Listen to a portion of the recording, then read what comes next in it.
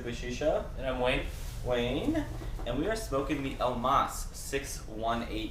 We are smoking this today with the traditional Elmas hose, as we talked about earlier. So we'll cut out to that and show you some up-close details on the hose, the bowl, the stem, and the base. Alright guys, I just want to show you a real up-close before I pack it and set it up.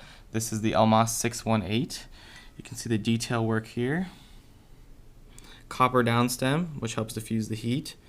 Bell on the bottom. It's got an open chamber, but because there's no purge, it doesn't matter. I don't know if you can see that here. But the down stem is pretty open. Not as restricted as everyone claims. We show gauze and athletic tape here, which creates the best possible seal. The Turkish actually don't prefer to use grommets at all because this is fully adjustable. I mean, one wrap around and it can be more loose or more tight. Look at the etchings here. Very, very deep, detailed etchings. It's very beautiful. This here supposedly is when they machined it and it was in the mold. When they pulled the mold out, this is where they honed it down. I mean, this is a very heavy hookah. Very detailed, very beautiful. Look at the top here. Look at the etchings here. As some of you have noticed here, there's a hole here. This hookah uses a male bowl. Okay, so if you can see, the bowl is here.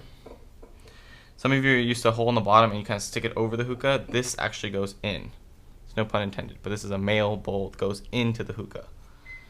Okay, and also the same gauze athletic tape wrapped around here for a very nice seal. This is an adapter. I guess someone who maybe after the fact thought about this, but this is a very heavy, very thick bowl, but you were limited to the bowls you can use. You can only use the male bowls. With the adapter, you can use any bowl you want, Tangier's funnel, anything you want. This is in there nicely. And you did notice no purge earlier. This is traditionally smoked with black leaf tobacco, very traditional, very strong tobacco, and they don't purge them. So as long as you can good with your heat management, then you shouldn't need that. The hose. Very, very long hose. Very long. This thing is gigantic. Good luck passing this thing. But it's actually very nicely detailed. It's wood here. Supposedly there's dogwood on the inside, which helps absorb the nicotine. It's a carpet here. It seems to be wood on the inside, not like a cardboard like the KMs. So if you step on this, I'm not too worried about it. This is supposedly a goat leather or sheep's leather. So it's very soft, very malleable. The gauge looks to be wide. Its appearances are a little deceitfulness. It looks to be very wide. It's a little more restricted draw. It's actually compared to like KM beast hose in diameter or Najum, a little bit more than a KM. Longer port on this side. And as you can see on the base, the bell base looks like a traditional Egyptian bell base. It's very heavy though, very, very heavy. I mean, this is, I think, like 1.5 the weight of a KM base. But the bell base here, it bells out here. So this fills up with water and it's very stable. So although this is poking out like this when you set it up, it doesn't wobble very much. It's easy to pass. It's a very stable and very, very heavy hookah. So we're gonna set it up and give you guys some more information about it.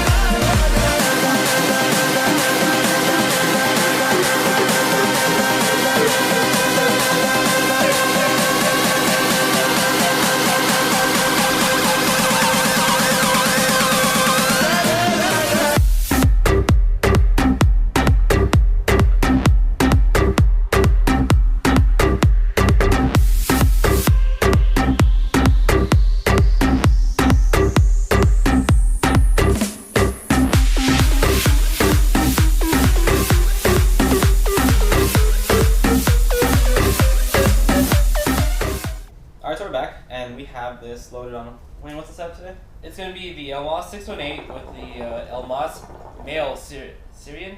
Turkish bowl with 3 cocoa breaks and Tangier's now melon, which we will be doing a review on after this video. It's a very good flavor, so yeah.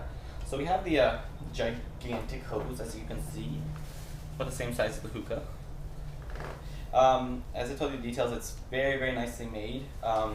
There's a bit of restriction to it, and it is not washable, which I do not like because it is ghosted pretty heavily with some black leaf tobacco of some sort, and I don't like that. It tastes kind of burnt to me. Did you want to switch the hose right now? I'll let you take a pull. What do you think? Yeah. Can you fit that in the frame, that big ass hose?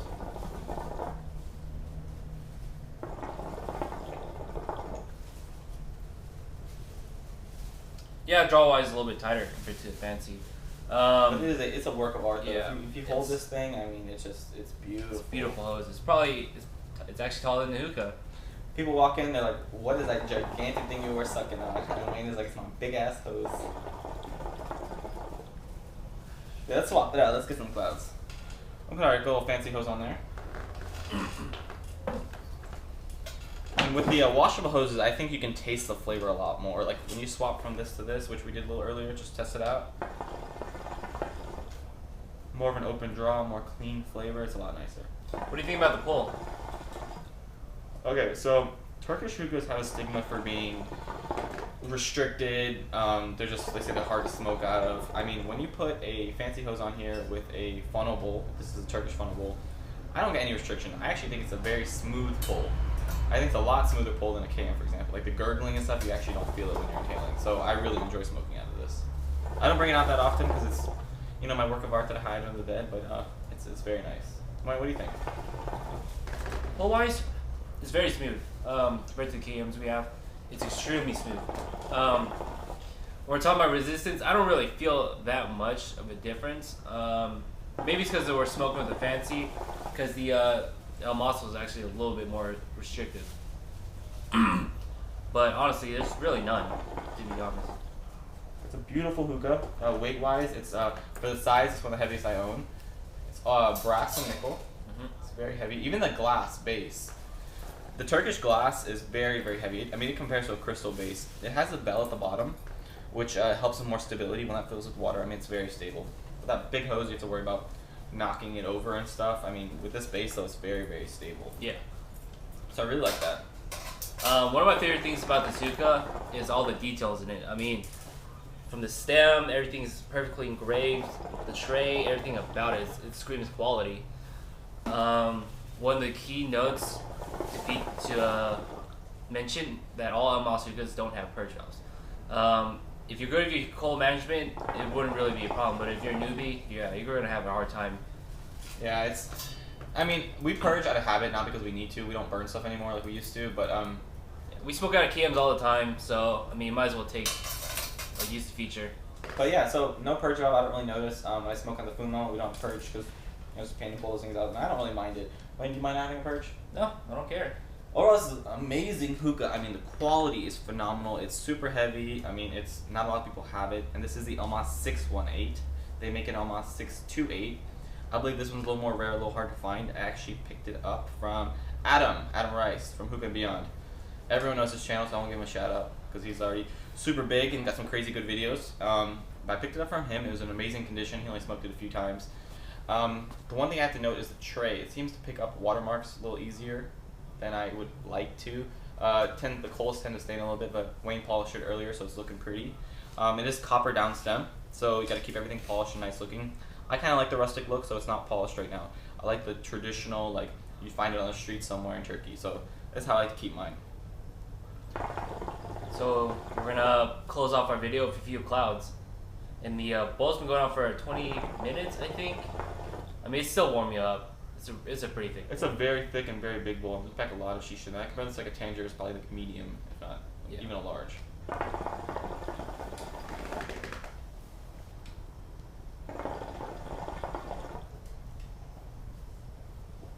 A lot of people say, I mean, with these Turkish hookahs, since they're supposed to smoke with black leaf, you don't get big clouds. I think the only thing holding this back from getting huge clouds is the bowl. I'm not a fan of the bowl, and not because it's a male bowl. It's just it's so thick and you need so much heat, and the wind cover that they give you, I don't like it. So I mean, this thing can rip huge clouds with a proper bowl. And this is actually the bowl adapter right here. This part goes in the bottom here, and this is the male part. This is what a female bowl looks like. As you can see, female. So you just plop that on. You can put a gasket if you'd like. There you are. I put this when we put this ball in there. I mean, just it smokes beautifully. Nice straw, big clouds. I mean, it's very nice. Anything else you want to add, buddy? No, don't think so. No. Overall, great hookah. It's a bit of a collector's item, not something you traditionally see, especially the 618 or the 628. I've seen the 628 on some stores. I think 5 Star might have a few. The other place might have a few. The 618 I cannot find anywhere. And I think the only difference is a bit of the shape. I think that has a few more balls in the 628. But otherwise, engravings wise, they're still superb. I mean, everything else is about the same. Elmas makes some great hookahs if you can find one. So I definitely suggest picking one up if you can find one. Yep. Wayne, you want to add one to your collection one day? Want to get the money. Can you get the money? So I guess just stay tuned for our next video. It's gonna be the Tanger's Now Melon. So have a nice day, guys. Appreciate you guys watching. Take care.